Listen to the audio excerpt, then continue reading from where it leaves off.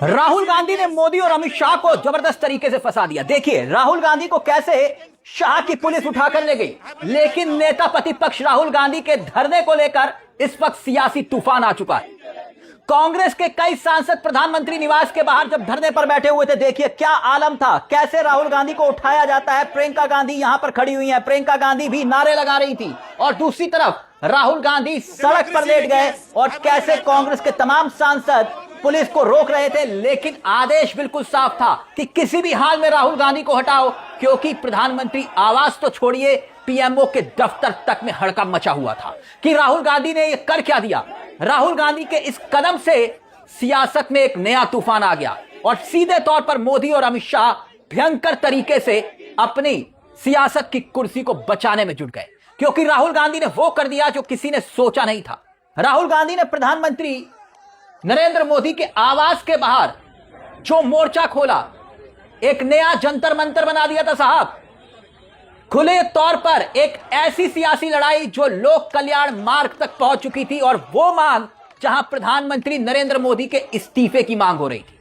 पूरे देश की मीडिया इकट्ठी हो चुकी थी, पूरी दुनिया में चर्चा होने लगी थी कि जंतर मंतर से लोक कल्याण मार्ग की तरफ अब सियासी लड़ाई बढ़ चुकी है। जिस तरह से छात्रों पर लाठीचार्ज हुआ, उसको लेकर राहुल गांधी ने जो मोर्चा खोला, उसको लेकर सब दंग रह गए। कांग्रेस पार्टी तक को उम्मीद नहीं थी कि राहुल गांधी यह कदम उठाने वाले। कांग्रेस के तमाम सांसद इतनी बड़ी संख्या में खुद पीएम आवास के बाहर धरने पर बैठ जाएंगे और वो भी पीएम मोदी के इस्तीफे। कल तक धर्मेंद्र प्रधान के इस्तीफे की मांग हो रही थी। ना तो अमित शाह की खुफिया एजेंसियों को इस बात का पता चला, ना दिल्ली पुलिस को इस बात की भनक लगी कि राहुल करने क्या वाले, और देश की गटर मीडिया यानी कि गोदी मीडिया तक को यह भनक नहीं लगी। और कांग्रेस राहुल गांधी ने सबको चौंका दिया।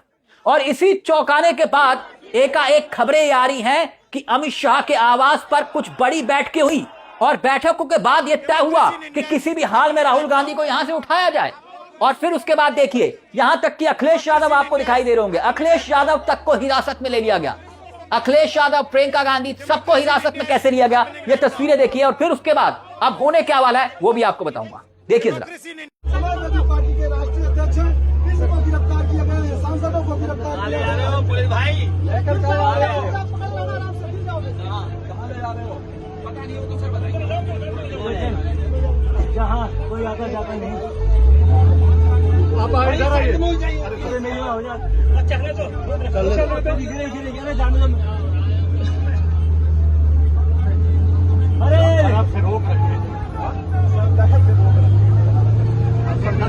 सवाल उठते थे कि कांग्रेस कि भाई 20 जुलाई को जो संसद मार्च हुआ था उसमें हिस्सा क्यों नहीं लिया, जिसमें छात्रों के ऊपर लाठीचार्ज हुई। यही सवाल उठ रहे थे ना कांग्रेस ने कि भाई मौका खोल दिया। कांग्रेस ने 20 जुलाई के दिन संसद मार्च में हिस्सा लेना चाहिए था, लेकिन जब छात्रों के साथ इतनी भयंकर हिंसा हुई तो सामने कौन आया। राहुल गांधी ने सिर्फ बयान जारी नहीं किया, ना सिर्फ ट्विटर पर बयान जारी किया, खुद स्पीकर ओम बिरला के सामने बैठ गए। फिर उससे पहले बकायदा उसके बाद जब ये सब कुछ बवाल हो रहा था, उससे ठीक पहले राहुल गांधी कहां थे, राम मनोहर लोहिया अस्पताल में। राम मनोहर लोहिया अस्पताल के बाद ठीक राहुल गांधी ने ना सिर्फ ट्वीट किया बल्कि सीधे तौर पर मोर्चा खोल दिया पीएम मोदी आवास के बाहर। और अब देखिए बाहें चढ़ाते हुए राजा वड़िंग और पुलिस के साथ नोकझोंक हो रही थी। जबरदस्त तरीके से माहौल बना हुआ था। अब सुनिए पवन खेड़ा क्या कुछ कह रहे हैं, क्योंकि ये सीधे तौर पर लड़ाई जो नया मोर्चा खोला है राहुल गांधी ने, उसने कांग्रेस को भी नए सिरे से जिंदा कर दिया। कैसे वो भी बताऊंगा, लेकिन पहले पवन खेड़ा का यह बयान सुनिए। आज फिर से दिल्ली पुलिस ने गृह मंत्री के इशारे पर, प्रधानमंत्री के इशारे पर बहुत ही कायरतापूर्वक तरीके से हमारे नेता राहुल गांधी को घसीटकर हिरासत में लिया। हमारी नेता प्रियंका गांधी को बदतमीजी कर और घसीटकर बस में जबरदस्ती ठूसा और बदतमीजी से ले जा रहे हैं। बता भी नहीं रहे कि हमारे नेताओं को कहां ले जा रहे हैं। हम सब को गिरफ्तार करके ले जाया जा रहा है।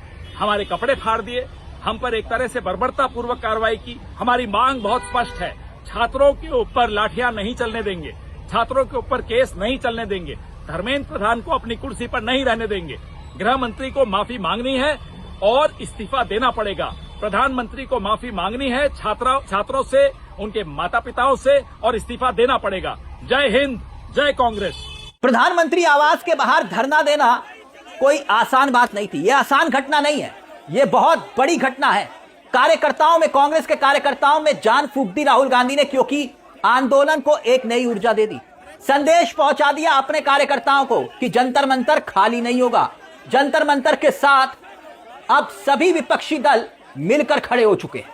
धर्मेंद्र प्रधान के इस्तीफे की लड़ाई अब नया रूप और नया रंग ले चुकी है और ये इन तस्वीरों से साफ पता चलता है। अब ये लड़ाई कहां तक खिंचेगी ये तो मालूम नहीं, लेकिन अब ये लड़ाई नए सिरे से शुरू हो चुकी है, जिसमें राहुल गांधी ने ये कदम उठाकर सबको चौंका दिया। अब सुनिए रणदीप सुरजेवाला क्या कुछ कह रहे हैं, सुनिए जरा।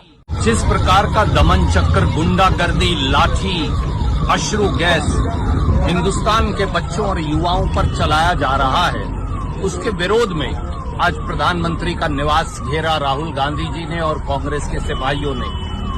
जिस प्रकार का से जबरदस्ती, पकड़ धकड़, लाठी, जेल, यातनाएं दी जा रही हैं, क्या समझते हैं मोदी जी कि क्या इससे हिंदुस्तान के युवाओं का बलबला रुक जाएगा?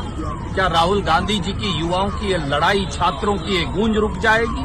शायद गलतफहमी में है, क्योंकि एक नई क्रांति का सूत्रपात है और आज उस क्रांति की पहली ज्वाला पहले आपने देखी जंतर मंतर पर और दूसरी ज्वाला प्रधानमंत्री के निवास पर राहुल गांधी जी के नेतृत्व में धधकती हुई देखी।